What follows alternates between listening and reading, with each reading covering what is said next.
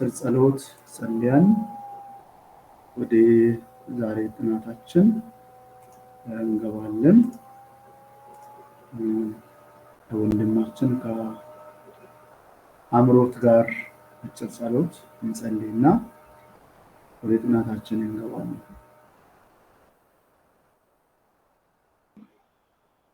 እሺ እንዴት ናችሁ? እንጸልይ። እግዚአብሔር አምላክና አባታችን ሆይ ስለጥበቃ እናመሰግናለን።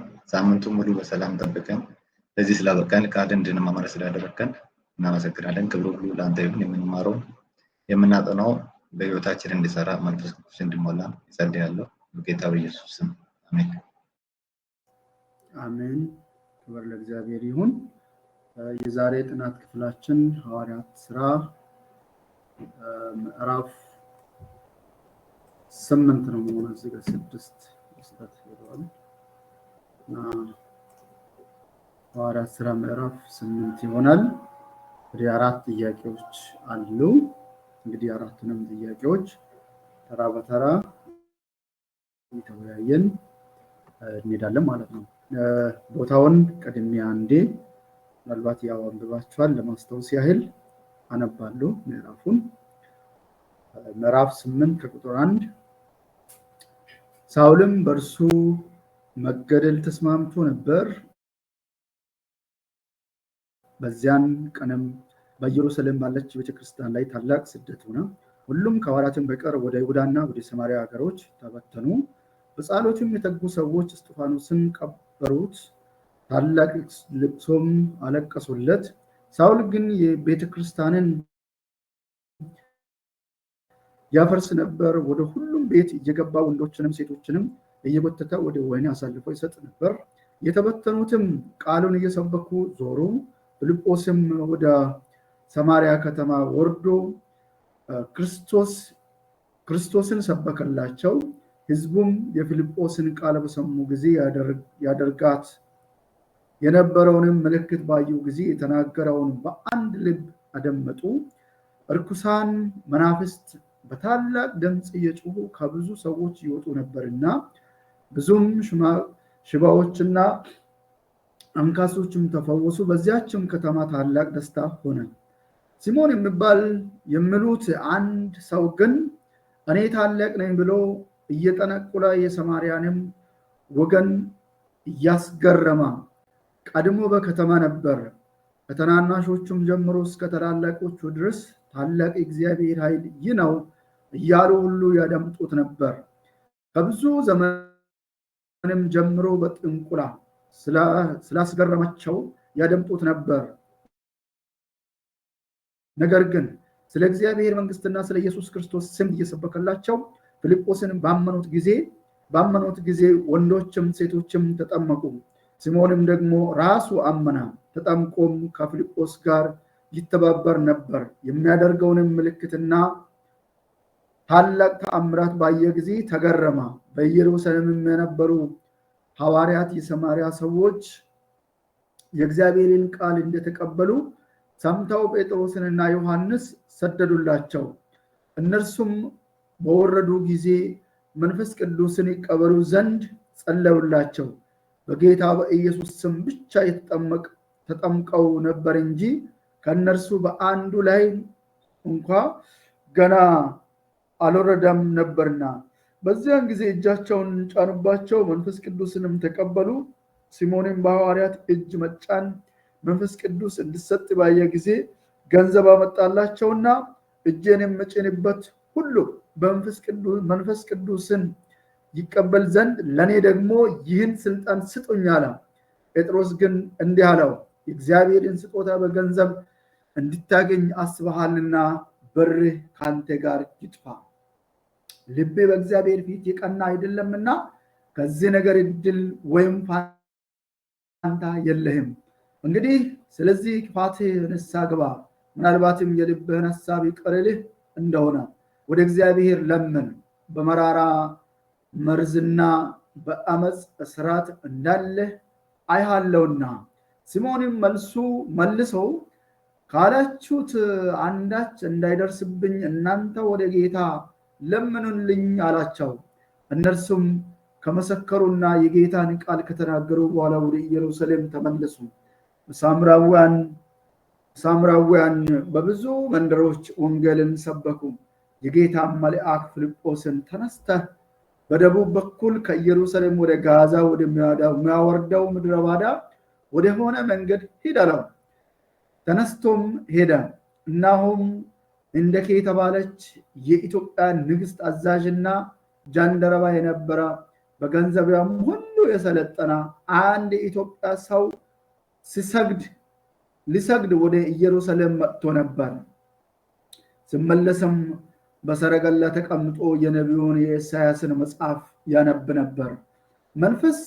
መንፈስም ፊልጶስን ወደዚህ ሰረገላ ቅረብና ተገናኝ አለው። ፊልጶስም ሮጦ የነቢዩን ኢሳያስን መጽሐፍ ሲያነብ ሰማና በአሁኑ የምታነበው ታስተውላለህን አለው። እርሱም የሚመራኝ ሳይኖር ይህ እንዴት ይቻላል አለው። ወጥቶም ከእርሱ ጋር ይቀመጥ ዘንድ ፊልጶስን ለመነው። ያነበበው የነበረው የመጽሐፉ ክፍል ይህ ነበር። እንደ በግ ወደ መታረድ ተነዳ፣ የበግ ጠቦትም በሸላቾቹ ፊት ዝም እንደሚል እንዲሁ አፉን አልከፈተም። በውርደቱ ፍርዱ ተወገደ። ሕይወቱ ከምድር ተወግዳለችና ትውልዱንስ ማን ይናገራል? ጃንደረባውም ለፊልጶስ መልሶ እባክህ ነቢዩ ይህን ስለማን ይናገራል? ስለ ራሱ ነውንስ ወይስ ሌላ አለው? ፊልጶስም አፉን ከፈተ። ከዚህም መጽሐፉ ጀምሮ ስለ ኢየሱስ ወንጌልን ሰበከለት። በመንገድም ሲሄድ ውሃ ደረሰ። ጃንደረባውም እናው ውሃ እንዳልጠመቅ የሚከለክለኝ ምንድነው አለ። ፊልጶስም በፍጹም ልብ ብታምን ተፈቅዷል አለው። መልሶም ኢየሱስ ክርስቶስ የእግዚአብሔር ልጅ እንደሆነ አምናለሁ አለ። ሰረገላውም ይቆም ዘንድ አዘዘ። ፊልጶስና ጃንደረባው ሁለቱም ወደ ውሃ ወረዱ፣ አጠመቀው። ከውሃውም ከወጣ በኋላ የጌታ መንፈስ ፊልጶስን ነጠቀው። ጃንደረባውም ሁለተኛ አላየውም፣ ደስ ብሎት መንገዱን ይሄድ ነበርና። ፊልጶስ ግን በአዛጦን ተገኘ። ወደ ቂሳርያም እስኪመጣ ድረስ እየዞረ በከተማዎች ሁሉ ወንጌልን እየሰበከ ነበር። ክብር ለእግዚአብሔር ይሁን። በጣም ደስ የሚል ክፍል እና ይሄን እስቲ ሐሳቦቹን አራት ጥያቄዎች አሉ። ከነዚህ ውስጥ እንግዲህ የመጀመሪያው በስደትና መበታተን ላይ ትኩረት የሚሰጥ ነው። ሁለተኛ ደግሞ ፊልጶስና ኢትዮጵያዊ ጃንደረባው የነበሩበትን ሂደት የሚያሳይ ነው። ሶስተኛ ደግሞ ወንጌል እንዴት ይስፋፋል የሚለውን ነገር የሚያሳይ ነው። አራተኛ የጥምቀት አስፈላጊነት ምንድነው በዚህ ክፍል የሚል ነው። ስለዚህ ከአንደኛ እንቀጥላለን። ይህን ክፍል ከሄኒ ልጀምር። ሄኒ፣ ዳባ፣ ዲቦ፣ ሙሉጌታና መጨረሻ ላይ አምሮት አጭር ሀሳብ እንሰጣለን።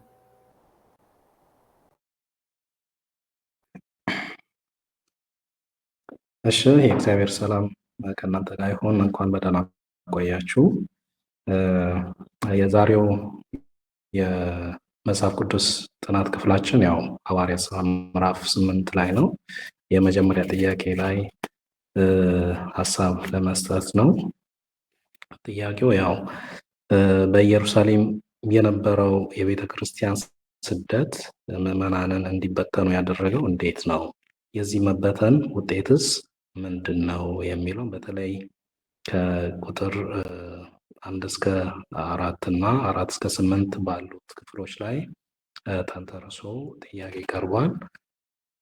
እንግዲህ በኢየሩሳሌም የነበረው የቤተ ክርስቲያን ስደት ምዕመናንን እንዲበተኑ ያደረገው በመጀመሪያ ያው ባለፈውም በነበረን የጥናት ጊዜ እንዳየነው በመጀመሪያ የእስጢፋኖስ ግድያ ኢፍትሐዊ የሆነ ወንጌልን ስለሰበከ በሱ ላይ በሐሰት ተመስክሮ ሰዎችን አደራጅቶ በኢየሩሳሌም ያሉ አለቆች ያንን እርምጃ እንዲወሰድ ያደረጉበት የመጀመሪያው ትልቁ መንስኤ ነው። የስደቱ መጀመሪያ ዋና ማሳያ ጭምር ነበረ። እንግዲህ በዚህ ምክንያት ሰዎች የክርስቶስን አዳኝነት እንዳይቀበሉ ወንጌል እንዳይሰበክ ለማስፈራራት በኢየሩሳሌም ያሉ አለቆች እና እንደዚሁም የነሱ ደግሞ ተባባሪዎች ቤተክርስቲያንን ማሳደድ በመጀመራቸው ነው ምዕመናን በዚህ ምክንያት ፈርተው ከአለቆች በዛ ጊዜ ከነበሩ የአይሁድ እንደዚሁም ከሚያስተዳድሩ ሰዎች ከካህናት እዛ አካባቢ ካሉ ሰዎች እንደዚሁም እነ ሳውልን ጨምሮ የሱ ተከታይ የሆኑ ሌሎችም ሰዎች መኖራቸው ለስደቱ ዋና መንስኤ ነበረ። በዚህ ምክንያት ነው እንግዲህ ምዕመናን ተበተኑ። ስለዚህ በዛ ጊዜ እዛ የቀሩት ሐዋርያት ናቸው። ከሐዋርያት በስተቀር ግን አማኞች ሙሉ በሙሉ በይሁዳና በሰማሪያ አውራጃዎች ሁሉ ተበተኑ ይላል። ስለዚህ ሳውል እንደዚሁም የቤተ ክርስቲያን ዋና አሳዳጅ እንዲሁም ሰዎችን ወህኒ ቤት የሚያስገባ ሰው ሆኖ ደግሞ በደንብ ተገልጦ እዚህ ክፍል ላይ እናያለን። ባለፈው በነበረን ክፍል እስጢፋኖስ ሲገደል ሰዎች የሚገድሉ ወይም የሚወግሩት ሰዎች ልብሱን እሱ እግር ስር አስቀምጠው እንደሄዱ አይተን ነበር እና ሳውል የሆነ ኃላፊነት ቢኖረው ነው እንደዛ ያደረገው በሚል ባለፈው አውርተን ነበረ። በዚህ ክፍል እንግዲህ ሳውል ትልቅ ኃላፊነት በዛ ጉዳይ ላይም ጭምር ከዛ በኋላም ባለው የቤተ ክርስቲያን ስደት ላይ ትልቅ ኃላፊነት የመሪ አይነት ኃላፊነት ዋና አሳዳጅ ሆኖ የተገለጠበት በየሰው ቤት እየገባ ወንዶችንና ሴቶችን ወህኒ ቤት የሚያስገባ ሰው ሆኖ ደግሞ እዚህ ክፍል ላይ አይተናል። ይህ ስደት እንግዲህ ምዕመናን እንዲበተኑ ያደረገው ዋነኛው ጉዳይ ነው። ይሄ መበተን ግን ውጤቱ ምንድነው? መልካም ሆነ፣ ለመልካም ሆነ። ምዕመናኑ በሚሰደዱበት ሁሉ ወንጌልን ይሰብኩ ነበረ ይላል። በተለይ በቁጥር 4 ላይ ስናይ ምዕመናኑ በተበተኑበት ሁሉ በሄዱበት ሁሉ ወንጌልን ይሰብኩ ነበረ። በዚህ ምክንያት እንግዲህ ወንጌል በተለያየ አካባቢ ከኢየሩሳሌም ወጥቶ በመጀመሪያ ጊዜ ከኢየሩሳሌም ወጥቶ እየተሰበከ ነበረ፣ እየተስፋፋ ነበረ። ለምሳሌ የፊልጶስን ማንሳት እንችላለን። እንደ ምሳሌ እዚህ ጋር ክፍሉ ላይ የተገለጸው አንዱ የፊልጶስ የወንጌል አገልግሎት ስለሆነ ፊልጶስ ወደ ሰማሪያ ነው የሄደው። በሄደበት እንግዲህ ክርስቶስን እየሰበከ ነበረ። ብዙዎች ወደ ጌታ እየመጡ ነበረ። የመጡትንም ደግሞ እያጠመቀ ነበረ። ከዛም ባሻገር ደግሞ ሐዋርያትም ኢየሩሳሌም የነበሩ ሐዋርያትም ይሄንን ዜና በሰሙ ጊዜ በተለይ ጴጥሮስና ዮሐንስ ወደ እነዚህ ወገኖች እንደሄዱ ከዛም ባሻገር ደግሞ እጃቸውን ጭነው ደግሞ መንፈስ ቅዱስ እንዲቀበሉ እንዳደረጉ እነዚህ አዲስ አማኞች በማድረግ እንግዲህ የወንጌል ስራ በኃይልና በስልጣን እየተሰራ እየተስፋፋ እንደነበረ ያሳያል። ስለዚህ ስደት መከሰቱ ለወንጌል መስፋፋት ጥሩ ምክንያት ሆኖ ነበረ የሚለው ነው በዚህ ክፍል ማየው። አመሰግናለሁ።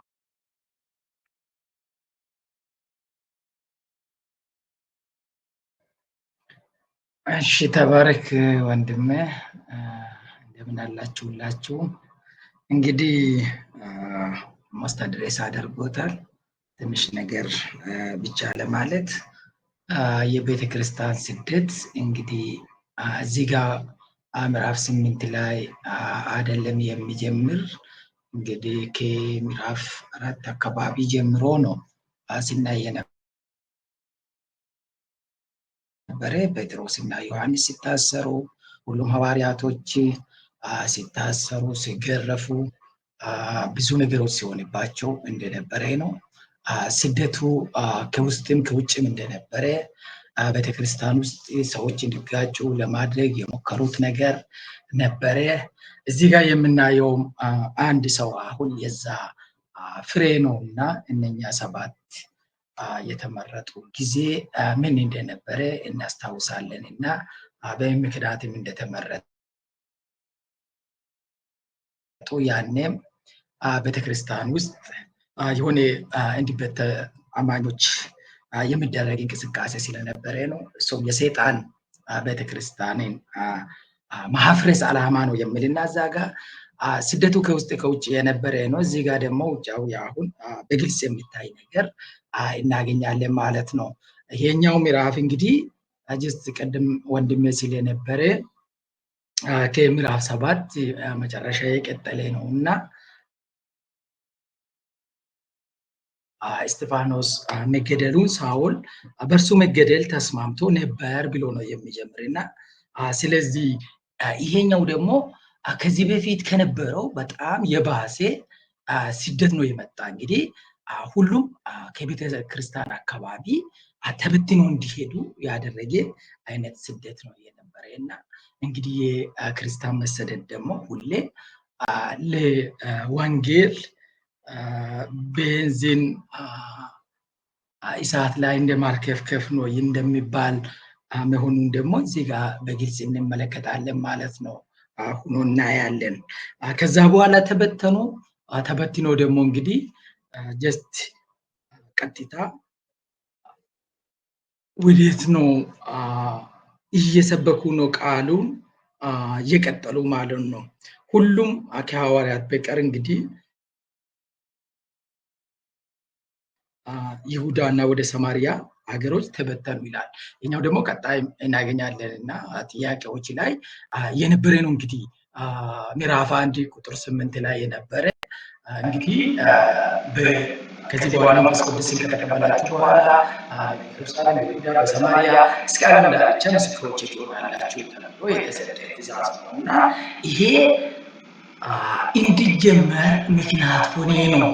እንግዲህ ሁለተኛው ጥያቄ እዚሁ አንደኛ ላይ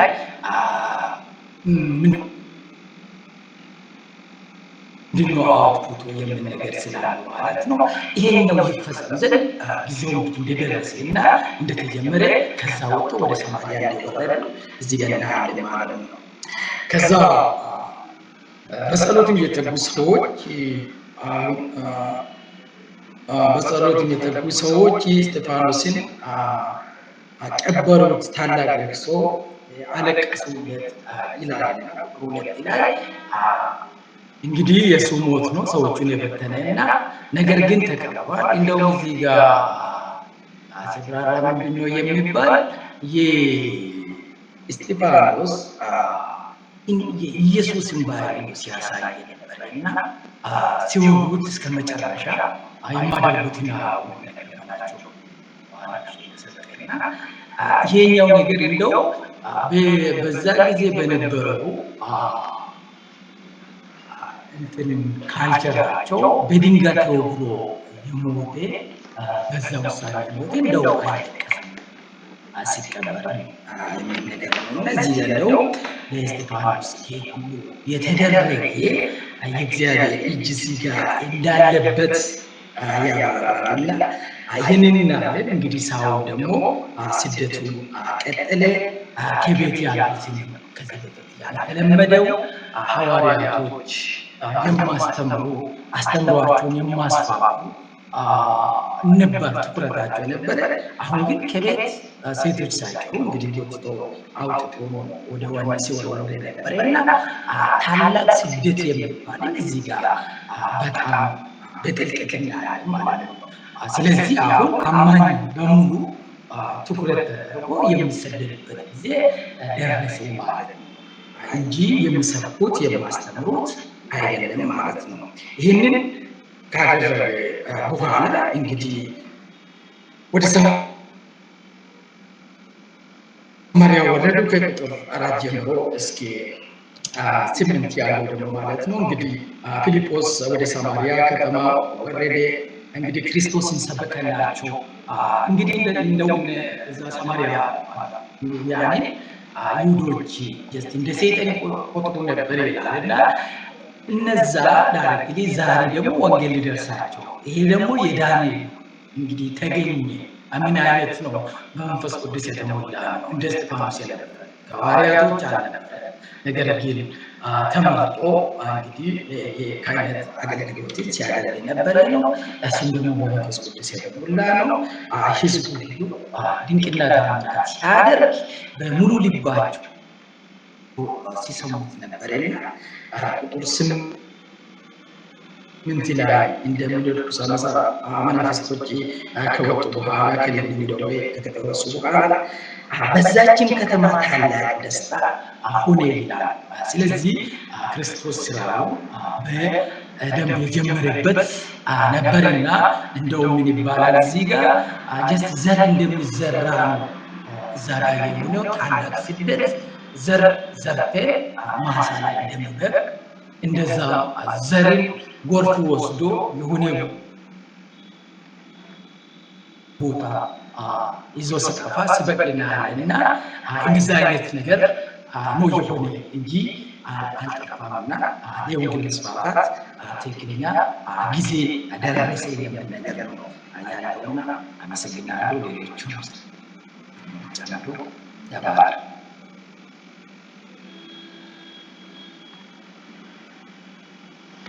እሺ ተባረኩ ሁላችሁም። እንዴት ናችሁ? ደህና ናችሁ ወይ? የጌታ ጸጋና ሰላም ይብዛላችሁ። ያው አብዛኛው ነገር ብላችሁታል። ጠቅለል አድርጌ ሀሳቤን ለመግለጽ የተረዳሁትን ለመናገር ያህል የተበተኑበት ምክንያትና ያመጣው ውጤት ነው የሚለው ጥያቄው።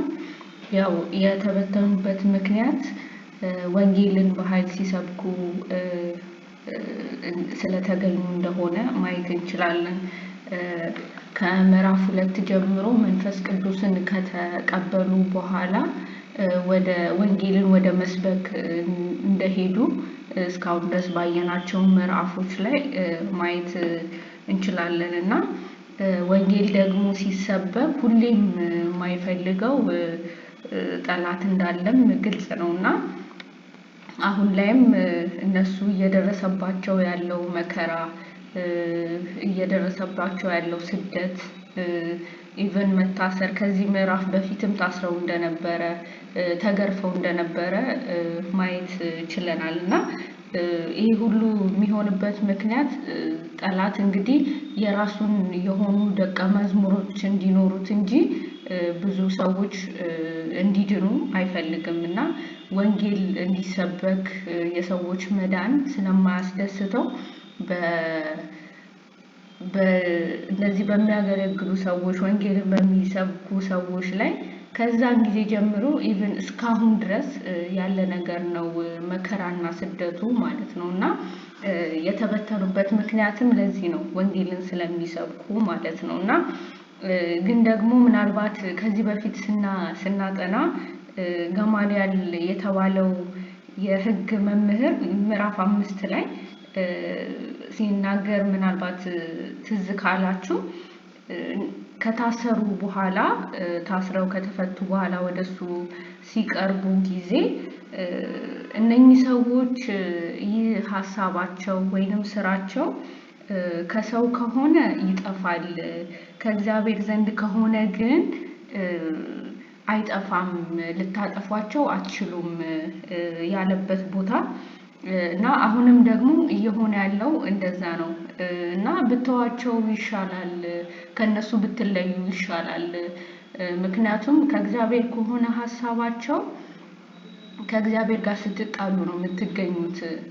ከሰው ከሆነ ግን በቃ ራሳቸው መጥፋታቸው አይቀርም ብሎ ይተናገረዋል እና ከዚህ በፊትም የነበሩ ኤክስፒሪየንሶችን እንደዚህ ሰዎች በራሳቸው ተነስተው ሌሎችንም አሰባስበው ተነስተው ደግሞ የጠፉ ሰዎችንም እንደ ምሳሌ አድርጎ ተናግሮ ነበር እና በዚህም ስደት ላይ እና በመጣው ውጤት ላይም ትዝ ያለኝ ነገር ይሄ ነው እና እነኚህ ሰዎች ይዘው የነበሩት ከላይ የነበረ የእግዚአብሔርን አጀንዳ ስለሆነ ስቲል እየሰፉ ይሄዱ እንደሆነ እንመለከታለን እና መጀመሪያ ያው በኢየሩሳሌም ነበረ ወንጌል በኃይል ሲሰበክ የነበረው። ከዛ ደግሞ ሲበታተኑ በሰማሪያ መሰበክ ጀመረ ማለት ነው። እንዲሁም ደግሞ ወደ ኢትዮጵያም እንደመጣም የኢትዮጵያን ጃንደረባውን እንዳገኘውም እንመለከታለን። እና ወንጌል አንድም የመስፋት መንገዱ ይሄ እንደሆነ እናያለን። ወይም ደግሞ ስደት እንደዚህ መከራ ሲመጣ ጊዜ ወንጌል ሊጠፋ ሳይሆን ሊሰፋ እንደሆነ እናያለን። እና ውጤቱም ወንጌልን የሚሰሙ ወንጌልን የሚቀበሉ ክርስቶስ እንደ ግል አዳኛቸው አድርገው የሚቀበሉ ሰዎች እየበዙ እንደመጡ ማየት እንችላለን ማለት ነው። ከዚህ ስፍራ ላይ ወይንም ደግሞ ከዚህ ቁጥር ላይ ማለት ነው። እና እኔም የተረዳሁት ይሄንን ነው። ተባረኩ።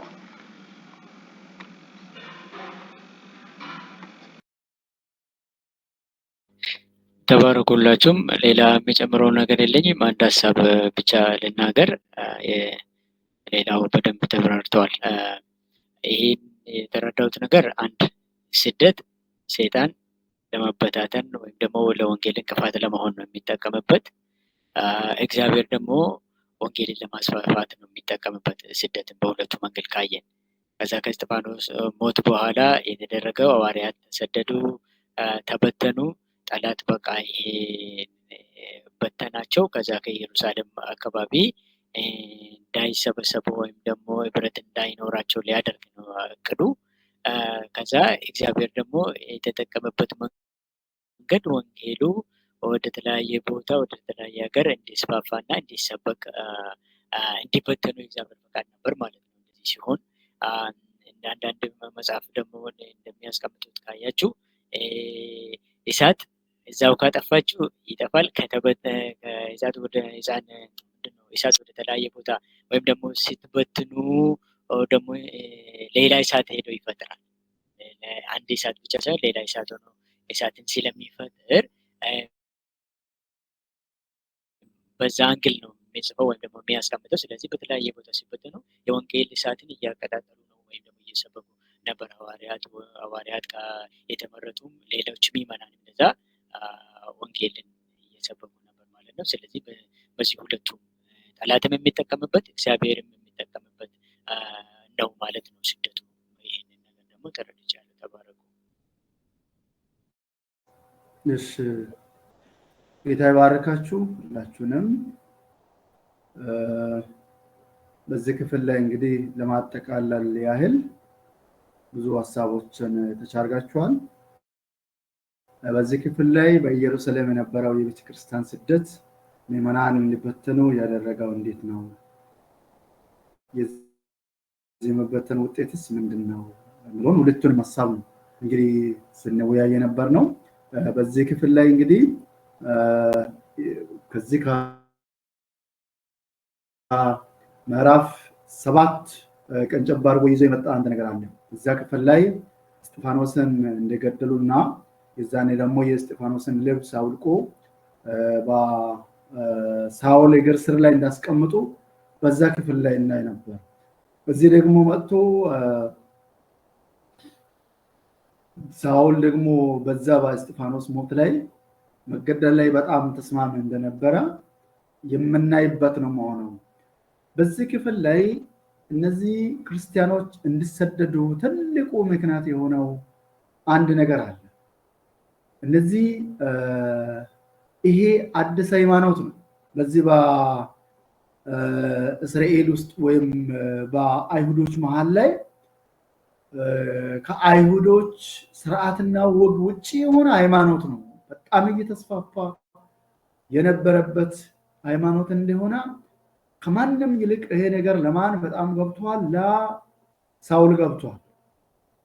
ምንድነው? እስጢፋኖስ በየቦታ ላይ ሰውን አሰባስቦ ሲያስተምር እንግዲህ የነሱን ሃይማኖታቸውን በሚቃወም መልክ ላይ ባህሉን፣ ወጉን፣ ስርዓቱን በሚጻረር መልክ ላይ መሆኑን ተገንዝቧል። ከዛ በኋላ ልክ ይሄን እስጢፋኖስን ማስገደል አንድ ነገር ሆኖ ያን ከጨረሰ በኋላ ምንድነው ሐሳቡ የነበረው? ሌሎች ክርስቲያኖችን ማሳደድ ፍላጎቱ። ምክንያቱም እንዲስፋፉ አልፈለጉም። እዛ አካባቢ ላይ የሚስፋፉ ከሆነ አንደኛ የአይሁድ ሃይማኖት ቦታ ያጣል። ምንድነው? ተደማጭነትን ያጣል። የአይሁድ መሪዎች እነዚህ ሰዎች ከሚያስፋፉ ሃይማኖት የተነሳ መሪዎቹ ኃይልን ያጣሉ፣ ተደማጭነትን ያጣሉ። ይህን በሚቃረን መልክ ላይ ስለመጣ ይህን ማጥፋት አለባቸው። ስለዚህ ዋናው ሲሰብክ የነበረው ሲያስተምር የነበረው እስጢፋኖስ ስለሞተ ሌሎችን ማሳደድ አለብን በሚለው ላይ ተስማሙና ሐዋርያው ጳውሎስ ነው እንግዲህ ይሄ ሳውል የምንለው ቤተክርስቲያንን ማፍረስ ጀመረ፣ ማቃጠል ጀመረ፣ ክርስቲያኖችን ጎትተው ወደ ወህኒ መጣል ጀመረ፣ ማሰቃየት ሲጀምር እነዚህ ሰዎች ወደ ተበተኑ ወደ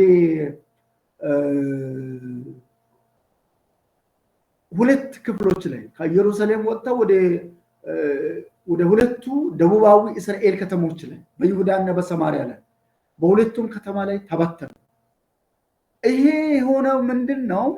ይሄ ዝም ብሎ የሆነ ነገር አለ። ቀደም እናንተም ስታነሱ ነበር። ዝም ብሎ የሚሆን ነገር አይደለም። ምክንያቱም ክርስቶስ አንድ ነገር ብሏል። በአንድ ከተማ መከራ ሲበዛባችሁ ወደ ሌላ ከተማ ሽሹ የሚለውን ክርስቶስ በማቴዎስ ወንጌል ላይ ምዕራፍ 10 አካባቢ ላይ ሲናገር እናያለን። ሌላ ደግሞ በሐዋርያት ሥራ ምዕራፍ 1ን ስናጠና አንድ ነገር ስንመለከት ነበር። በኢየሩሳሌምና በይሁዳ አገር ሁሉ በሰማርያም እስኪደርስ በአቅጣጫዎች ሁሉ ምስክሮቼ ትሆናላችሁ የሚለውን ነገር እዛ ጋር ስንመለከት ነበር። ይሄ እንዲፈጸምም እነዚህ ሰዎች ሲበተኑ ነበር። ምክንያቱም ወንጌል መስፋፋት ስላለበት ነው። ይሄ የወንጌል አማኞች መገፋት መቼም ለወንጌል እንቅፋት አይሆንም፣ እድል ነው መሆኑ። አንድ ጊዜ ትዝ ይለኛል 2009 አካባቢ ይመስለኛል ኦልሞስት ወደ 2008 አካባቢ ላይ አራማያ ዩኒቨርሲቲ ነበር ማስተር ሴንስ ማረ ነበርኩት። እዛ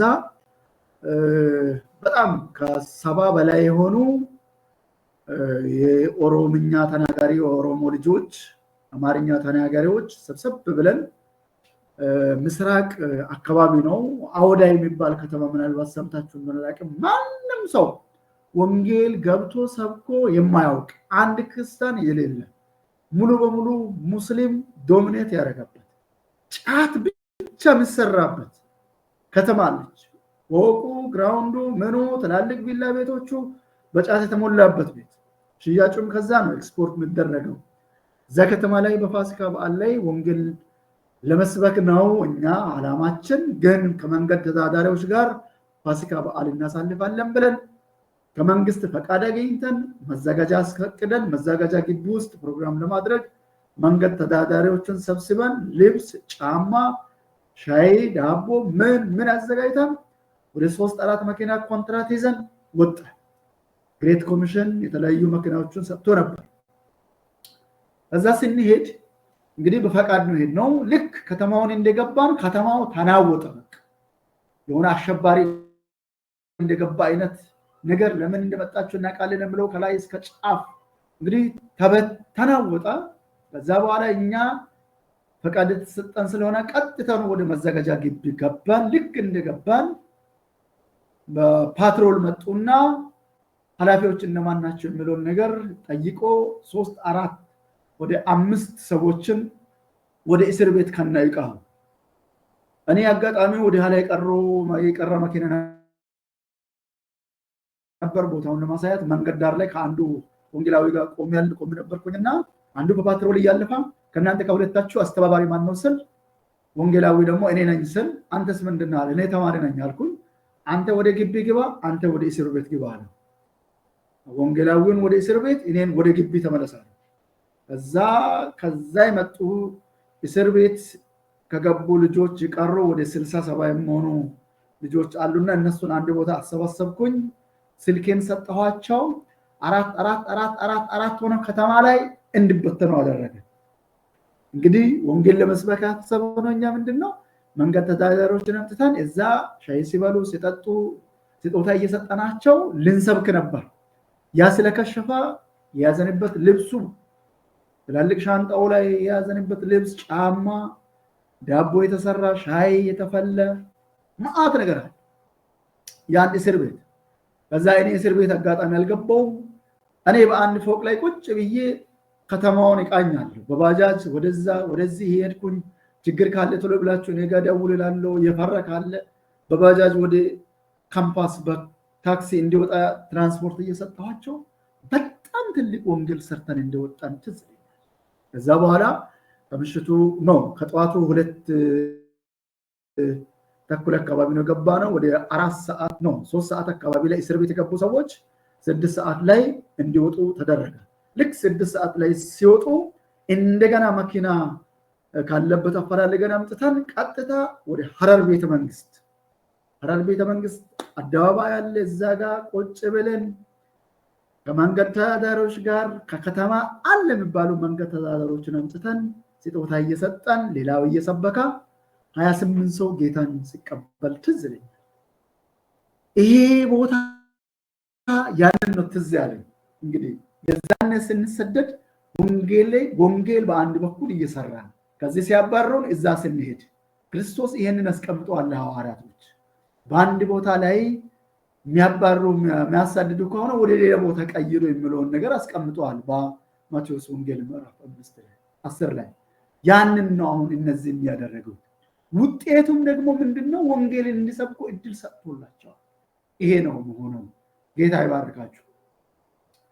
ወደ ሁለተኛ ጥያቄ ስናልፍ ፊልጶስና ኢትዮጵያዊ ጃንደረባ በዚህ ክፍል ላይ እንመለከታለን።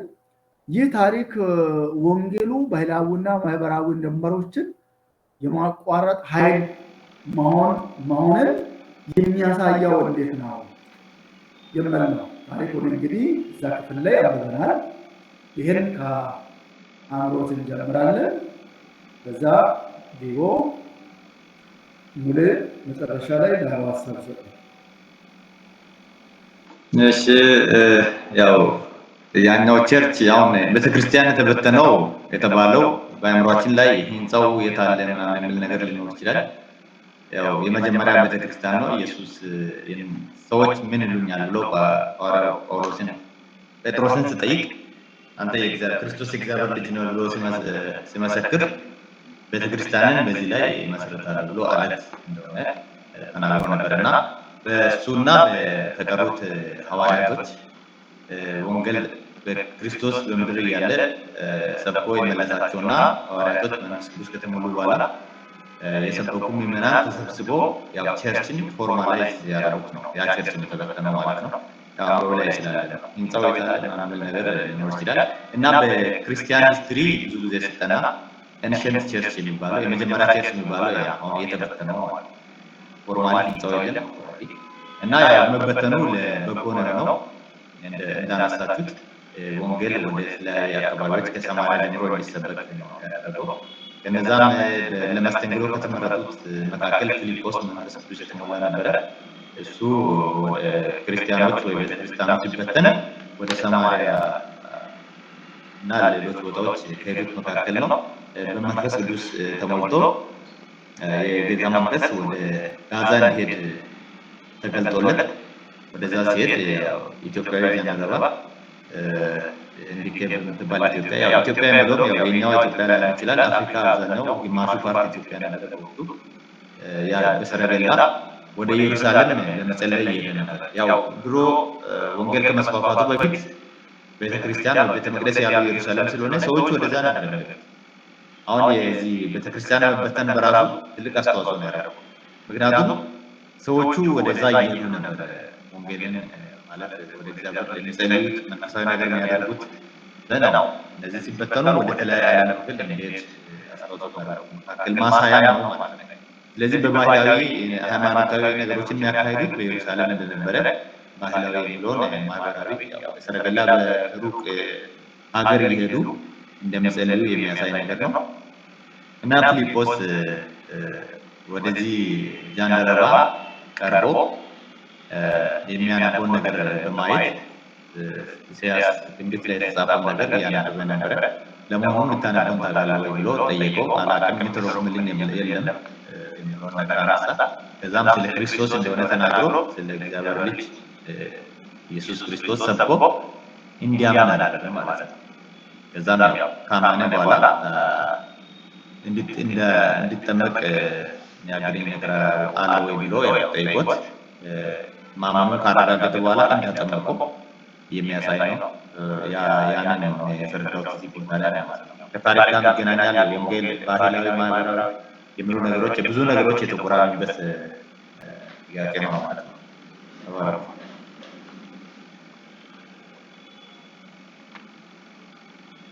እሺ ተባረክ አምሮት። ተመሳሳይ የሆነ ሀሳብ ነው ያለው እኔ ጋርም። ያው እዚህ ጋር የሚያሳየን ምንድነው ወንጌል ለሁሉም እንደሆነ ማየት እንችላለን። ማለት ያው እዚህ ጋር ከቁጥር 1 ጀምሮ ስናይ ጊዜ ታላቅ ስደት ሆኖባቸው ከዛ ደግሞ እንደተበተኑ ሲበተኑ ወንጌል ደግሞ ከኢየሩሳሌምም ወጥቶ ወደ ሰማሪያ እና ወደ ይሁዳ ወንጌል መሰበክ እንደጀመረ እናያለን። ከዛ ደግሞ ይሄኛው ኢትዮጵያዊ ጃንደረባን ፐርፐዝሊ የጌታ መልአክ ማለት ፊልጶስን አግኝቶት ወደዚህ ሰው እንደመራው እና ለዚህ ሰውም ደግሞ ወንጌልን እንዲነግረው ያነብ ነበረ። እዚህ ጋር የሚያሳየን የመጽሐፍ ቅዱስ ያነብ እንደነበረ እናያለን። እና እንዲሁም ደግሞ ያው በኢየሩሳሌም ስለሆነ ያለው ቤተክርስቲያንም ከዚህ በፊትም ሌሎችም እየመጡ እዛ ጸልየው እንደሚመለሱ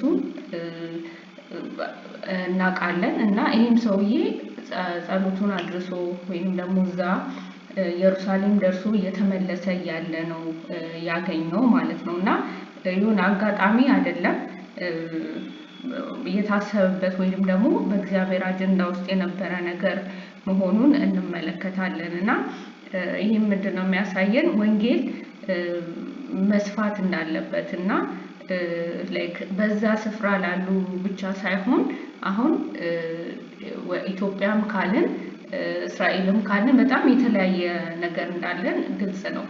በባህልም ይሄ በድንበርም ደግሞ ማንገናኝ አይነት እንትኖች ነው ማለት የተለያዩ ኮንቲነንቶች ነን። እና ግን ደግሞ ወንጌል ከአንዱ ወደ አንዱ ወይንም ደግሞ ለዓለም ሁሉ እንደሆነ ማየት እንችላለን ማለት ነው። በዛው ስፍራ ብቻ ወይንም ደግሞ በዛ አካባቢ ብቻ መቅረት እንደሌለበት ወይንም ደግሞ እንደዛ እንዳልሆነ ነገር ግን ወደ ሁሉም የሚሰፋ እንደሆነ ከዚህ ማየት እንችላለን ማለት ነው። እና እኔም የተረዳሁት ይህንን ነው። ተባረኩ። እሺ አመሰግናለሁ። ያው የፊልጶስ እና የኢትዮጵያዊው ጃንደረባ በታሪክ በወንጌል ባህልና በማህበራዊ ድንበሮችን የማቋረጥ ኃይል ያለው መሆኑን የሚያሳየው አንደኛ እንግዲህ ጃንደረባው ኢትዮጵያዊ መሆኑ የሄደው ከኢትዮጵያ መሆኑ የሄደበት ቦታ ደግሞ ኢየሩሳሌም መሆኑ እንግዲህ ኢትዮጵያና ኢየሩሳሌም ያላቸውን ርቀት፣ የባህል ልዩነት፣ ዲስታንስ ፊዚካል ዲስታንሱን ጨምሮ ያለን አስተሳሰብ ልዩነት፣ ባህላችን አጠቃላይ በተለያየ ደረጃ ያለን ሰዎች መሆናችን በጊዜው ያስታውቃል። የሄደበትም ዓላማ ለመስገድ ነው። ይሄ ሰውዬ እንግዲህ ጃንደረባው የንግስቷ የገንዘብ ሚኒስተር ሊሆን ይችላል ወይ የንግድ ሚኒስተር አይነት ስልጣን ያለው ሰው ሊሆን ይችላል ያስባለሁ ከመጽሐፍ ቅዱሱ ባነበብኩት እንትን ሴንስ። ግን ምንድነው ሃይ ፕሮፋይል የሆነ ሰው ነው። ዝም ብሎ ተራ ሰው አይደለም። በአንድ ትልቅ መንግስት ውስጥ ትልቅ ቦታ ያለው ሰው ነው። የሄደበትም ጉዳይ እንግዲህ ለመስገድ ነው። ምናልባት የአይሁድ ሃይማኖት ተከታይ ነው የሚልም ሀሳብ አለ። ምክንያቱም ኢየሩሳሌም ሄዶ የሚሰግድ ከኢትዮጵያ ተነስቶ እዛ ድረስ ሄዶ የሚሰግደው ዝም ብሎ የሆነ ሌላ ሃይማኖት ተከታይ ወር ሌላ እምነት ኖሮት አይመስለኝም። ሞስት ፕሮባብሊ የአይሁድ እምነቱ የሚያውቅ እዛ ሄዶ ደግሞ የሚሰግድ አይነት ሰው ሆኖ ነው እኔ ያገኘሁትና ነገሩ ምንድነው እንግዲህ እዛ ሄዶ እሱ ሰግዶ እየተመለሰ ነው የፊልጶስ ያገኘው። እግዚአብሔር መልአክ ልኮ ያ መልአክ ወደሱ እንዲሄድ ትእዛዝ አስተላልፎለት ከሄደ በኋላ ሲሄድ ሲያነብ የነበረው መጽሐፍም የኢሳያስ መጽሐፍ ነው።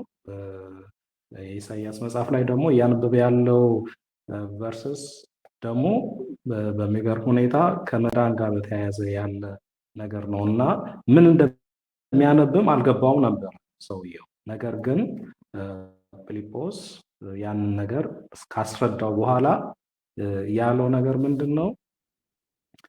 በፍጹም ልብ ካመንክ መጠመቅ ትችላለህ የሚል ነገር ጠይቆት ኢየሱስ ክርስቶስ የእግዚአብሔር ልጅ እንደሆነ አምናለሁኝ ብሎ ያንን ወንጌል ያንን የኢየሱስ ክርስቶስን የእግዚአብሔር ልጅነት በማመን በመቀበል ራሱን ምናልባት እኔ እንደምገምተው ከአይሁድ ሃይማኖት ወደ ክርስትና አሁን ወደምንለው ሃይማኖት ያንን በመቀበል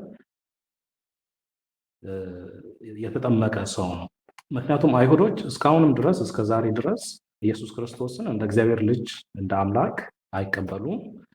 ይሄ ግን የኢትዮጵያ ጃንደረባ ካለው ሁኔታ አንጻር ስናየው የኢየሱስ ክርስቶስን የእግዚአብሔር ልጅነት አምኖ እንደዚሁም መጠመቅ እንደሚፈልግ ተናግሮ ያንን አምኖ ጥምቀቱን ደግሞ በግላጭ በወንዝ ውስጥ ያከናወነ ሰው ነው። ስለዚህ ካለው የካልቸራል ዲፍረንስ ካለንበት የፊዚካል ሎኬሽን አንጻር እንግዲህ ወንጌል ካልቸር የማይገደበው ሎኬሽን ኦር ዲስታንስ የማይገደበው ያለንበት የስልጣን እርከን ያለንበት የመጣንበት ባክግራውንድ እነዚህ ሁሉ የማይገድቡት ከዓለም እስከ ዓለም ዳርቻ ሰዎች ጌታን የሚያመልኩበት የሚቀበሉበት ያንን ሁሉ ድንበር የሚያሻግር ኃይል ያለው መሆኑ ነው። በዚህ በአሁኑ ዘመን ካየን እንግዲህ ወንጌል ያልተሰበከበት ካልቸር፣ ወንጌል ያልተሰበከበት ቋንቋ፣ ወንጌል ያልተሰበከበት አካባቢ የለም ማለት ይቻላል። ኦሎሞስት አንዳንድ በጣም ሪሞት የሆኑ ኤሪያዎች ያልደረሰባቸው ሊኖሩ ይችላሉ። ግን በስፋት ወንጌል በተለያየ ባህል፣ ማህበራዊ ድንበሮችን ሁሉ አልፎ ዘር ቀለምን ሁሉ አልፎ የእግዚአብሔር ወንጌል የተዳረሰበትን እና የወንጌልን ኃያልነት ደግሞ የሚያሳይ ነው ብዬ ነው የማስበው። አመሰግናለሁ።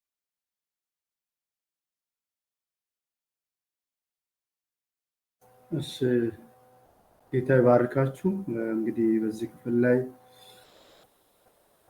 ከቤተ ክርስቲያን ታሪክ እና ከወንጌል አገልግሎት ጋር ተያይዞ አለበት ነው። ይሄ ክፍል እንግዲህ ወንጌሉን በህላዊና ማህበራዊ ድንበሮችን የማቋረጥ ኃይል መሆኑን የሚያሳየው እንዴት ነው የምለውን ነገር ስንመለከት አንደኛ ቅድም ወንድሜ ሄኒ ስለ እንደነበረው ይሄ የኢትዮጵያዊ ጃንደረባ ያን ነገር ሄደው ለስግደት እንደሄደን መስለኛል። እሱ የአይሁድ ሃይማኖት ተከታይ ሲሆን ነው እንግዲህ በቤተ መቅደስ ውስጥ ሄዶ መስገድና ማምለክ የሚችለው። ያንን አድርጎ ሲመለስ ነው እዚህ ከፊልጶስ ጋር መንፈስ ቅዱስ ተገልጦ ይሄን ነገር ሲያደርግ ነበረው። የእግዚአብሔርን መንፈስ በአንድ በኩል መልአክ ተናገረ፣ በአንድ በኩል ደግሞ የእግዚአብሔር መንፈስ ተናገረ ነው ብሎ እና ያንን እግዚአብሔርን ድምጽ ሰምቶ ነው እንደውም እግዚአብሔር ለፊልጶስ ወደዛ ወደ ደቡባዊ ወደ ጋዛ አካባቢ ሂድ ስለው ዝም ብሎ እየሄደ ሲመጣ ነው ይሄን ሰው መንገድ ላይ ያገኘው። በዛ ሰዓት ላይ ይሄን ሰው ደግሞ ጃንደረባውን እንዲያናገር የእግዚአብሔር መንፈስ ሲናገር እንደነበረና እንግዲህ በዚህ ሁኔታ ውስጥ የእግዚአብሔር ኃይል ምን ያህል ተጽዕኖ እያደረገ እንደሆነ መንፈስ ቅዱስ ደግሞ የወንጌልን ሙቭሜንት ከኢየሩሳሌም ወደ ሌላ አካባቢ ከሰማሪያ ወደ ሌላ አካባቢ እንዲበዛ እያደረገ እንደሆነ በዚህ ክፍል ላይ እንመለከታለን። እንደውም በዚህ ወደ ኢትዮጵያ ወንጌል እንዴት ገባ በሚለው ታሪክ ላይ ስንመለከት ራሱ ይሄ የኢትዮጵያ ጃንደረባ አንዱ ሆኖ ይጠቀሳል። አንዱ እሱ ነው፣ በሱ በኩል ገብቷል ይላሉ። ሌላ ደግሞ 9 ታላላቅ የወንጌል አባቶች ወይም እነዚህ ሞኖክሲዎች ናቸው የሚባሉት ግብጽ ላይ ያረፉ 9 ሞኖክሲዎች ወይም ቅዱሳን ግብጽ ላይ የተወሰነ ጊዜ ከቆዩ በኋላ ግብጽ አይመችም ብለውን ካሉ በኋላ ወደ ኢትዮጵያ እንደመጡና በእነሱ አማካኝነት እንደመጣ ይሄ ግዕዝ ቋንቋ ራሱ በእነሱ እንደመጣ ይናገራል። ሌላ ደግሞ ሶስተኛ ኦፕሽን ሲቀመጥ እቺ ንግስተ ሳባ ሰለሞን በነገሰው ሰዓት ላይ ሰለሞንን ጥበብ ተገርማና ምን ብላ እዛ ስትሄድ እንግዲህ ከሷ የተወለደ ይሄ የተወለደ አንድ ምኒልክ የኢትዮጵያ ምኒልክ ነበረና ያው ከሰለሞን የተወለደ ልጅ ነው የሚባለው ምኒልክ። የዛኔ ደግሞ ምኒልክ ካደገ በኋላ ራሱን ካወቀ በኋላ አባቱን ለማያት ሊጎበኝ ወደ እስራኤል ሄዶ ወደ ኢየሩሳሌም ሄዶ ከዛ ሲመለስ ደግሞ ከአባቱ ጋር ከሰለሞን ጋር ተዋውቆ ምን ብሎ ሰለሞን ደግሞ ለሱም ስልጣንም ሰጥቶ አንዳንድ ስጦታዎችን ካደረገ በኋላ አንዳንድ ከሱ ጋር ወታደሮችን መኳንንቶችን ሌዋውያንንና ካህናትን ጭምር ነው ወደ ኢትዮጵያ እንዲመለስ ያደረገው። እንደውም ይሄ የቃል ኪዳን ታቦት ራሱ ኢትዮጵያ የገባው የዛኔ አዛሪያ የሚባል የቃል ኪዳን ታቦትን ወይም ቤተ መቅደስ ላይ ሲያገለግል የነበረ ሰው አብሮ ስለመጣ ታቦቱን ሰርቆ ይዞ ወጥቶ እንደነበረ ይሄን ቃል ኪዳን ታቦት የዛኔ ነበረ ወደ ኢትዮጵያ አምጥቷል ምናምን የሚባለው ራሱ በእነሱ አማካኝነት ነው ወንጌልም ገባ የሚባለው ሌላኛው ኦፕሽን ማለት ነው። ይሄ አክሱም ጽዮን ላይ የነበረው ትክክለኛ ኦሪጂናሉ ታቦት የቃል ኪዳን ታቦት እሱ ነው የሚባለው የዛን ሰዓት የገባበት ነው። አሁን ይኖር አይኖር ብቻ አይታወቅም። እና እነዚህን ኦፕሽኖችን ነው የሚያስቀምጡት ብዙውን ጊዜ ለወንጌል ከዛ እንዴት መጣ በሚለው ታሪክ ላይ። ስለዚህ እና በቀጥታ የምትዘዋዋሪም ወንጌል ግን ድንበር አልፎ ባህልን አልፎ ተሻግሮ እንዴት እየተሰበከ እንደሆነ በዚህ ክፍል ላይ የሚያሳይበት ነው። ዛሬም ቢሆን በእኛ ዘመንም ይኸው አሁን እኛ እዚህ ሀገር እንግዲህ ለወንጌል ብለን አይደለም መጣ ነው፣ ግን ለትምህርት ብለን መጣ ወንጌልን እየሰበከን ነው። ወንጌል የሆነ አጋጣሚ በአንድ አቅጣጫ ብቻ ወይ የሆነ ፊክስ በሆነ መንገድ ላይ ብቻ የሚሰበክበት አይደለም። የተገኙ እድሎች ሁሉ ወንጌል የሚሰበክበት እድል ነው። ስለዚህ በዚህ ብናበቃ ይሻላል። ይሄን ጥያቄ ሶስተኛው ላይ ስናልፍ ሶስተኛው ጥያቄ ምንድነው ብለው ሐዋርያት ሥራ ምዕራፍ 8 ኢየሱስ ወንጌልን እስከ ምድር ዳርቻ ድረስ እንዲወስድ የሰጠው ትእዛዝ መፈጸሙን የሚያሳየው እንዴት ነው? የሐዋርያት ሥራ 1:8 ላይ ቅድም ጠቅሰናል። እና ሌሎች አማኞች በዚህ ሂደት ውስጥ ምን ሚና ተጫወቱ? በዚህ ዘመንስ እንዴት በእንዴት መልኩ ይጫወታል የምን ነው። ይሄን ከዲቦ እንጀምራለን። ከዛ አምሮት ዳባ መጨረሻ ላይ እሺ ተማርክ ያዕቆብ። ስለዚህ ምናልባት ሶስተኛው ጥያቄ ወደ መጀመሪያው ምዕራፍ ላይ ይወስደናል።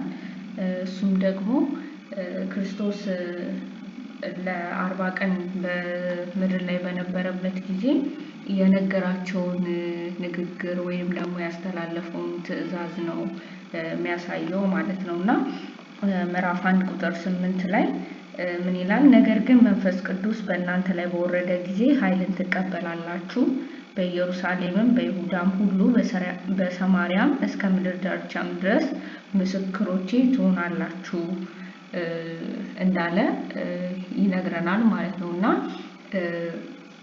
ከዚህ በኋላም የምናየው ወይንም ደግሞ ከምዕራፍ 2 ጀምሮ ያው እንደምናውቀው መንፈስ ቅዱስን እንደተሞሉ ከዛ በኋላ ደግሞ ወንጌልን መስበክ እንደጀመሩ ያሳየናል ማለት ነው። እና መንፈስ ቅዱስ መሞላት ብቻ አይደለም፣ ደግሞ በኢየሩሳሌም ዙሪያ ወንጌልን እየሰበኩ እንደነበረ ደግሞ ይሄ ስደቱ ምዕራፍ 8 አሁን የደረስንበት ላይ ደግሞ ታላቅ የሆነ ስደት በሚገጥማቸው ጊዜ ደግሞ እንደተበታተኑና በዚህ በምዕራፍ 1 ላይ እንደተነገረው በይሁዳ በሰማርያ እስከ ምድር ዳርቻ ድረስ ወንጌልን ለመስበክ ምክንያት እንደሆነ እናያለን ማለት ነው። እና ይሄ ምዕራፍ 1 ላይ የተነገረው ቃል ምዕራፍ 8 ላይ እየተፈጸመ እንደሆነ ማየት እንችላለን። ምክንያቱም ተበትነዋል፣ ወደ ሰማርያ ወደ ይሁዳ ተበትነዋል ማለት ነው። እና ደግሞ ጃንደረባውን ደግሞ ሲያገኘው ጊዜ ፊልጶስ ያው ዓለም የሚለውን ነገር ማጠቃለል እንችላለን። ምክንያቱም ከኢየሩሳሌም አካባቢ ወጣ ብሎ ወደ ሌላ ሀገር ወይንም ደግሞ ወደ ሌላ ኮንቲነንት ስለሄደ ማለት ነው። እና ይህን ነገር ደግሞ ለማድረግ በዛን ጊዜ የነበሩት አማኞች ሚና ምንድን ነበር የተጫወቱት? ያው ስደቱ በሚገጥም ጊዜ በዛን ስፍራ የቀሩት ወይንም ደግሞ በእስራኤል ውስጥ በኢየሩሳሌም ውስጥ የቀሩት ሐዋርያቶች ናቸው። ከዛ ውጭ ያሉት እንዳለ እንደተሰደዱ ወይንም ደግሞ ከዛ እንደወጡ ወደ ሰማርያ ወደ ይሁዳ እንደሄዱ እንመለከታለን ማለት ነው። ስለዚህ በሄዱበት ሁሉ ወንጌልን እየሰበኩ ነበር ማለት ነው። እና የነበራቸው ሚና በጣም ትልቅ ነበረ፣ ወንጌልን ለመስበክ ማለት ነው።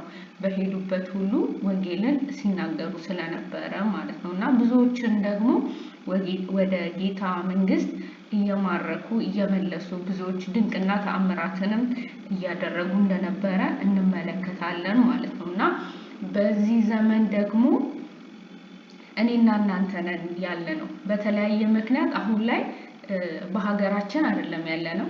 በተለያየ ምክንያት ብዙ ሰዎች ተበታትነው ነው ያሉት ወደ ተለያየ ሀገር ማለት ነው። እና እኛም ደግሞ እግዚአብሔር እድልን ሰጥቶን ለትምህርት ብለን እዚህ ሀገር ተገኝተናል። አንድ የሚገባን ነገር ደግሞ ለትምህርት ብቻ እንዳልመጣን ነው ማለት ወንጌልን መስበክ ዋነኛ ዓላማችን አድርገን በሄድንበት ስፍራ ሁሉ በህንድ በዚህ ሀገርም ወንጌልን መስበክ እንዳለብን ከነዚህ መማር እንችላለን ማለት ነው። እና የጌታ ትእዛዝ የዛኔ ክርስቶስ የሰጠው ትእዛዝ ለነሱ ብቻ አይደለም፣ ለኛም ነው። ወደ ዓለም ሁሉ ሂዱ ወንጌልን ለፍጥረት ሁሉ ስበኩ የሚለው ቃል ለኛም ጭምር ነው የሚሰራው ማለት ነው። እና እኛም ደግሞ በሄድንበት ስፍራ ባለንበት ስፍራ ሁሉ ወንጌልን ላልሰሙ ሰዎች ወንጌል አያስፈልገውም ብለን የምናስበው ሰው የለም። ለሁሉም ለፍጥረት ሁሉ ወንጌል ያስፈልገዋል። ስለዚህ ባገኘነው አጋጣሚ ባገኘነው በተፈጠረልን እድል ሁሉ ወንጌልን እኛ ደግሞ መስበክ አለብን ማለት ነው። እና ይሄ እንደዚህ አይነት ሚና መጫወት እንችላለን በእኛ ሳይድ ወንጌልን በመስበክ ባለንበት በተበተንበት ስፍራ ሁሉ ማለት ነው። ስለዚህ ከነሱም የምንማረው ይሄንን ነው ማለት ነው። ተባረኩ። እሺ ትንሽ ያው ታሪካዊ ነገሮች ጋር ይያያዛል።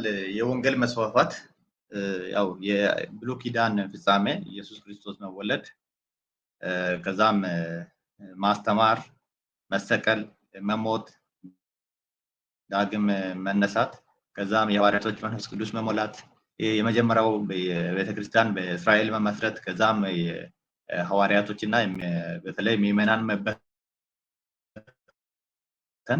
ከዛም ወደ ኢየሱስ ያስተላለፈው ትእዛዝ ለሐዋርያት መንፈስ ቅዱስ እስክትሞሉ ከኢየሩሳሌም አትውጡ፣ ከዛም እስከ ምድር ዳርቻ በሰማርያም በተለያዩ ቦታዎች ወንጌልን ትሰብካላችሁ ብሎ ያለው ቃል ይፈጸም ዘንድ ያው እነዚህ ምዕመናን ተበትነዋል። ከዛም የመጀመሪያው ሰማሪያ ላይ ፊልጶስ በመሄድ ሰዎችን እንደሰበኩና እንደተቀየሩ ወይንም ከይሁድ አይሁድ ከባህላዊ አምልኮ ወደ ክርስትና እንደመጡ ከዛም እነ ጴጥሮስና ዮሐንስ ማጠናከሪያ ትምህርቶችን ለመስጠት መንፈስ ቅዱስ እንዲሞሉ ለማድረግ እንደሄዱ እንዳስፋፉ ያሳያል እና በዛውም እግረ መንገድ ይሄ ኢትዮጵያዊ ጃንደረባ አምኖ ነው የመጣው። ኢትዮጵያ ኤግዛክትሊ የኛ ኢትዮጵያ ይሁን አፍሪካ ይሁን የሚለው ያው ብዙ የሚያወዛግብ ነገር ቢሆንም ስለዚህ ወደ ኢትዮጵያ ይዞ ገብቷል ማለት ነው። ከዛም እያለ ሞር ሐዋርያቶቹ ወንጌልን ሲያስፋፉ ወደ ተለያዩ ቦታዎች ወደ ሮም፣ ወደ ግሪክ፣ ወደ ቱርክ የመሳሰሉት ሀገሮች ይሄዱ። ወደ ለምሳሌ እዚህ በህንድ ባለንበት ሀገር ቶማስ ወደ ከሬላ ኮቺ አካባቢ እንደመጣ እንዳስተማረ ቶማስ ማለት ነው ሐዋርያ ቶማስ ይነገራል እና በታሪክ ያው ቸርች ሂስትሪ እና ባይብል ኢንተርኮኔክት በማድረግ በተሰሩ ሪሰርቾች ወንጌል በዚህ መንገድ ነው ተስፋፋው ማለት ነው። ወደ ሀገራችን ስንመጣ ያው ቀጥሎ በግብጽ ነው ማርክ ወይንም ከ72ቱ ከመጀመሪያው 12ቱ ከዛ እየተባሉ 72 የሚባሉ ደቀ መዛሙርት ከዛ መካከል ነው ማርቆስ ነው ወደ አሌክሳንድሪያ ግብጽ የሄደው ማለት ነው። እሱ አስተምሮ ሰዎችን ክርስቲያን ካደረገ በኋላ ከግብጽ የሄዱት ሰዎች በኢዛና ክፍለ ዘመን በአራተኛ ክፍለ ዘመን በአራተኛ ሴንቸሪ ወደ ኢትዮጵያ ክርስቲያኒቲ እንደገባ የሚያሳይ ታሪክ አለ። በዚህ መንገድ ነው እና የተስፋፋው። ብዙ ነገር ጠቅሳለች ዲቦራ። ተባረኩ። እሺ ሁሉም ተብለዋል። በኔ በኩልም የሚጨምረው ነገር የለኝም። ተባረኩ።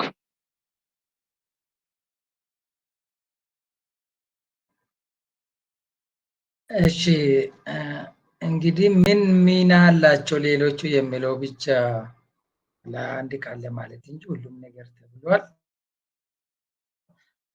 እንግዲህ በሐዋርያት ስራ ስናይ እንደነበረ ከዚህ በፊትም ሌሎች አማኞች ክርስቶስን የተከተሉ ሐዋርያቶቹ ጋር ትልቅ የሆነ ሚና ነበራቸው፣ ሲያገለግሉ ነበር። ያላቸውን እንኳን ሁሉ ሽጦ በሐዋርያቶች እግር ስር እያደረጉ ይሄ የኔ ነው ይሄ ያንተ ነው ሳይባባሉ ያላቸውን ሁሉ አብሮ እየበሉ እየጠጡ ሲያገለግሉ ነበረ።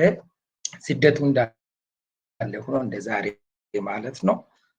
እዚህ ጋር ምዕራፍ 8 ጋር ሲደርስ ደግሞ ስደቱ ከሐዋርያቶች ወርዶ አማኞች ሁሉ ላይ ሲደረግ ደግሞ ምንድነው ያደረጉ? ሁሉም ሲበተኑ ወደ ስብከት ነው የተሰማሩ። የኛው ምንድነው ቁጥር ስንት ላይ ነው እንደምል ማለት ነው።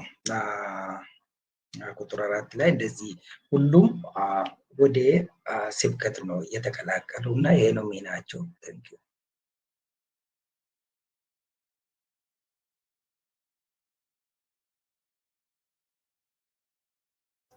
እሺ እናመሰግናለን። ጌታ ይባርካችሁ።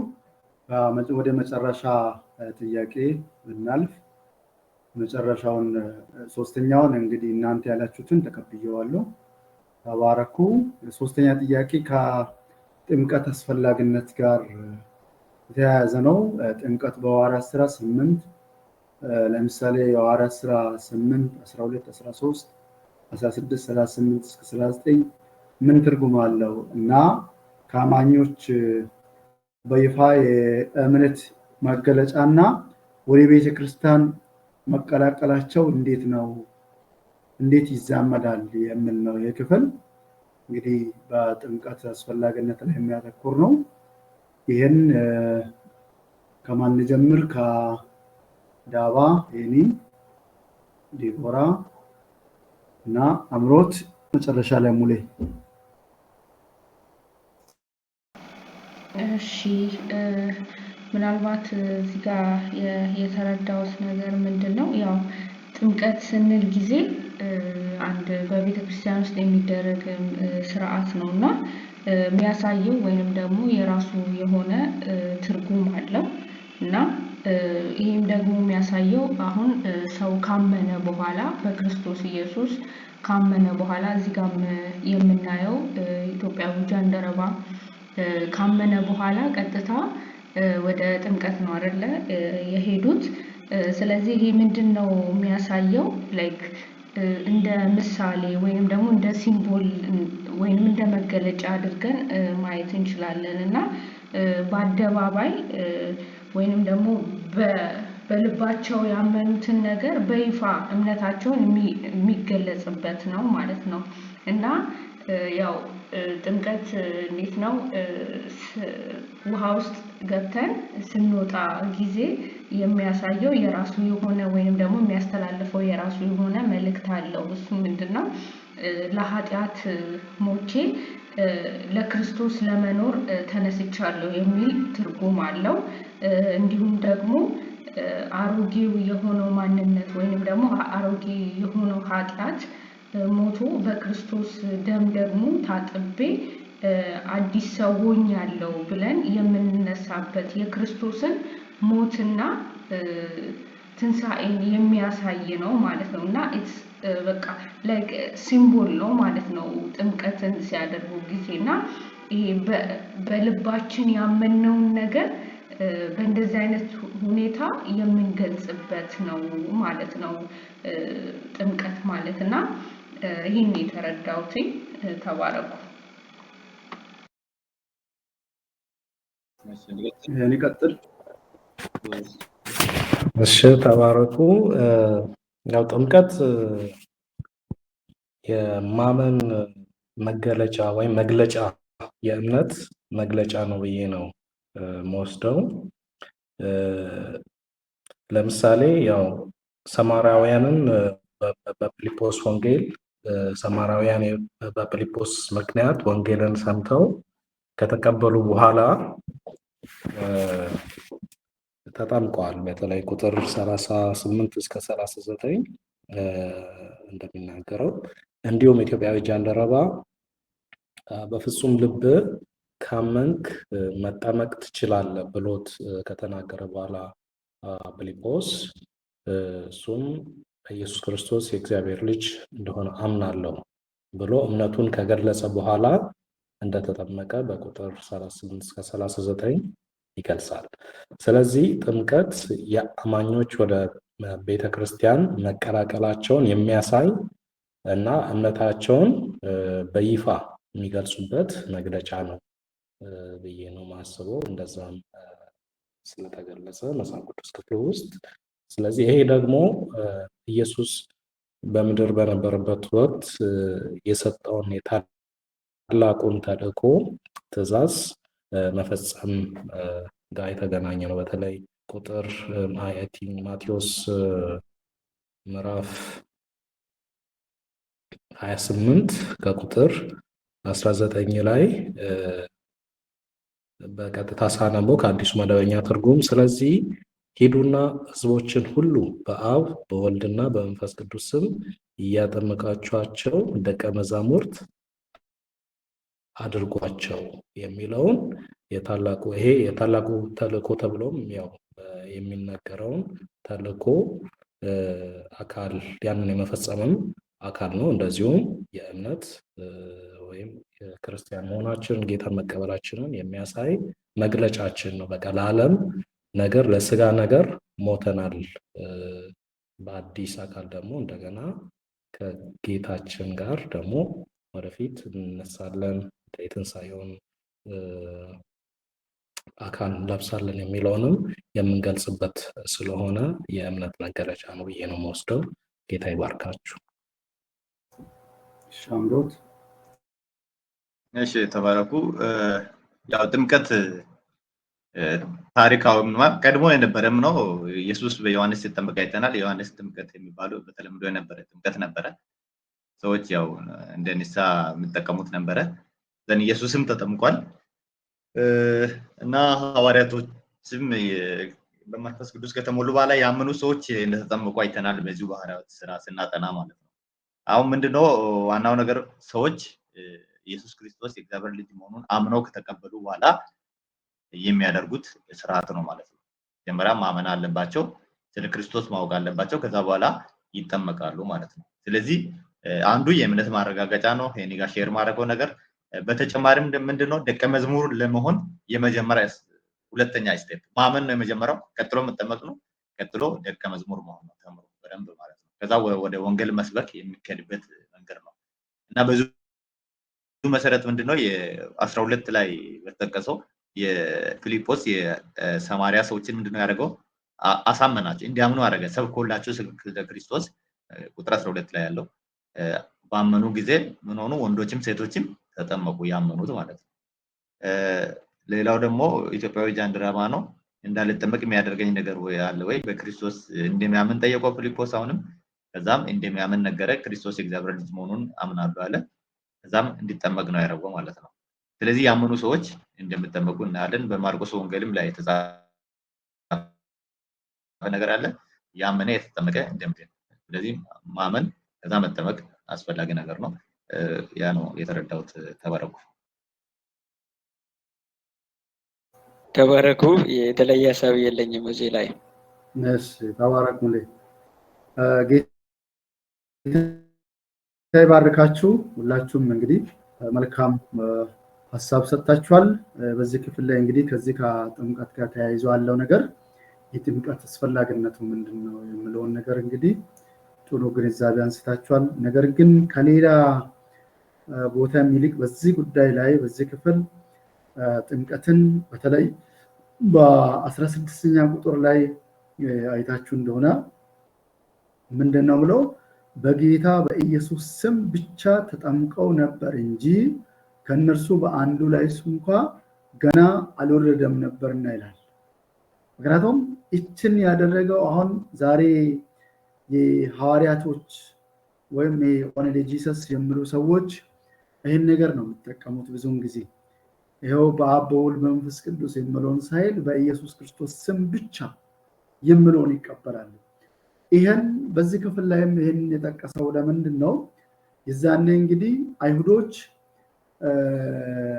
እግዚአብሔር አብን ያውቃሉ በደንብ ያውቃሉ።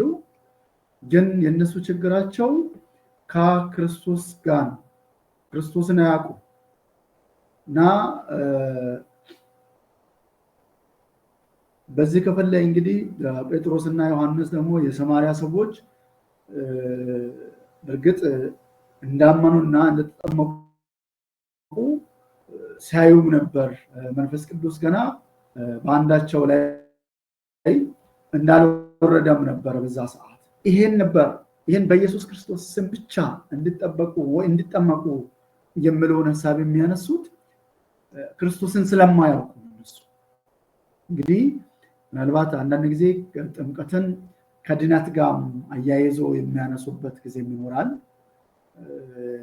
ጥምቀት ከድነት ጋር ምናልባት ቀደም እናንተም እንዳላችሁ ደቀ መዛሙር ለመሆን የክርስቶስን ምሳሌ ለመከተል ልክ እሱ እንደሞታና ሞትን አሸንፎ እንደሄዳ እኛ እንደ ሲምቦል የምንጠቀምበት መሆኑን መጽሐፍ ቅዱስ ያስቀምጣል ያስረዳል።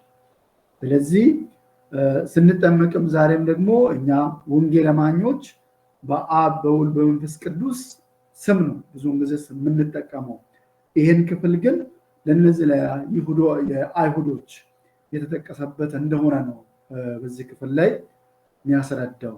ጌታ ይባርካችሁ። እንግዲህ የዛሬን ጥናት እዚህ እናበቃለን።